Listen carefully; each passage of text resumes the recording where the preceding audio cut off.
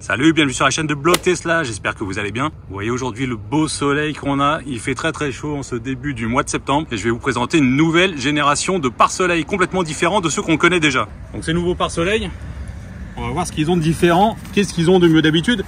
Les pare-soleil sont relativement fins, ils sont noirs ou beige avec beaucoup de trous. Ici c'est quelque chose de bien plus épais. Donc c'est un produit qui vient de chez Tillard. Je vous mettrai évidemment le lien dans la description en bas de la vidéo. C'est livré avec les pare-soleil en eux-mêmes, une petite raclette pour l'installation, des autocollants repositionnables en complément si vous en avez besoin et un mode d'emploi. Donc le mode d'emploi, je vous le recommande. Non, blague à part, je sais pas, on va voir si on peut le traduire, mais de toute façon, c'est pas bien compliqué. C'est un pare-soleil et c'est un pare-soleil multicouche et surtout il est électrostatique, donc il va pas juste se poser sur la vitre, il va vraiment se coller sur la vitre. Alors, il n'y a pas de colle, hein. Il va simplement rester en place, un peu comme quand on met une protection d'écran sur un écran de téléphone ou de la modèle 3 ou de la modèle Y, avec une finition d'un côté qui est tissu. Ils sont voilà, plutôt épais avec une surcouture à cet endroit-là, et de l'autre côté quelque chose qui va refléter complètement la lumière et qui sera plaqué sur la vitre de la voiture, sur le toit de la voiture. Donc pour modèle 3, on en a deux. On en a un qui va aller sur l'avant et un qui va aller sur l'arrière. Bon bah écoutez, le mieux c'est d'aller les installer tout de suite. Ils sont un peu pliés, hein, je viens de les déballer en direct avec vous. Allez, c'est parti à l'intérieur pour l'installation. La première chose que je vous recommande, c'est de donner un bon coup de chiffon bien nettoyé. Bon, si vous avez 3 ou 4 bras, franchement c'est plus simple, hein, c'est pas difficile. Donc ça vient juste se coller hein, par électricité statique. Vous le mettez bien au bord ici. On verra après à l'arrière si c'est parfait ou pas. Et après, vous avez juste à le tendre et à bien l'appuyer. Et après, c'est livré avec ça. La petite raclette,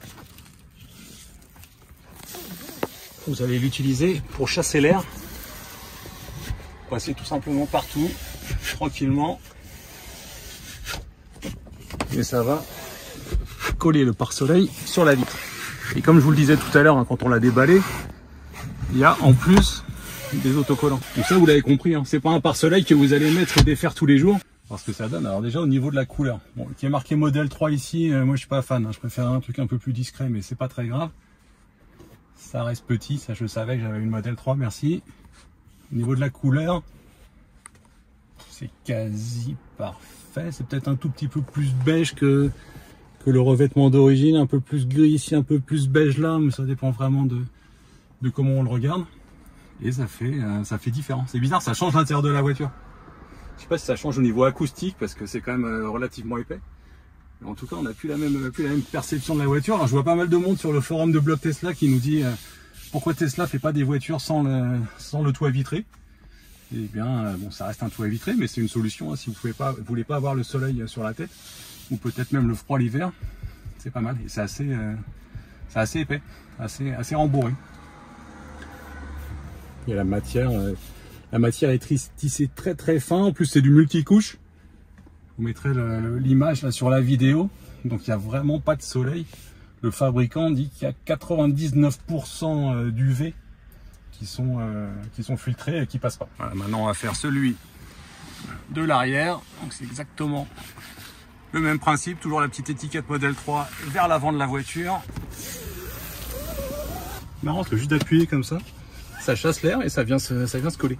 Bon, voilà, c'est installé. Ça n'a pas été très compliqué, ça donne un peu chaud. Au niveau de l'extérieur, on voit rien du tout parce que le toit est teinté. Si la démarcation est ici, là, on le voit un tout petit peu ici à travers la vitre. Donc on voit que ça vient jusque là, évidemment, pour laisser un peu de rétrovision. À l'intérieur, bah, voilà le résultat. Donc là, vous le voyez, je vais rapprocher le téléphone. Il n'y a absolument pas de lumière visible qui passe, hein. Pas du tout. Pas du tout de lumière, ça fait propre, ça fait quasi d'origine. J'espère que les petites traces au fond, les petits plis vont partir avec la chaleur. C'est pas mal, non? Et vu de l'arrière, ça donne ça. Donc tout simplement une modèle 3 avec un toit complètement opaque. On finit le soleil qui vient taper et chauffer l'intérieur de l'habitacle. Pas mal. Un petit test en roulant, donc c'est marrant, ça change un peu l'intérieur de la voiture. Vous verrez si vous l'achetez, vous l'installez. c'est pas facile parce que c'est très subjectif, mais j'ai l'impression que ça absorbe une partie un petit peu des sons. C'est peut-être un peu insonorisant. Alors, j'ai pas d'instrument pour mesurer. Il n'y a absolument pas de lumière qui passe à travers le pare-soleil. Donc de ce point de vue-là, c'est réussi. Bon bah voilà, on a fini l'installation de ce pare-soleil. J'espère que cette vidéo vous a plu. Donc vous retrouverez le lien de ce produit dans la description de la vidéo. On a un code de réduction aussi qui sera affiché également. N'hésitez pas à me donner votre avis sur ce produit ou sur les pare-soleils que vous utilisez, soit dans les commentaires sur YouTube, soit en nous retrouvant directement sur le forum de blogtesla.fr. Allez, à bientôt, salut!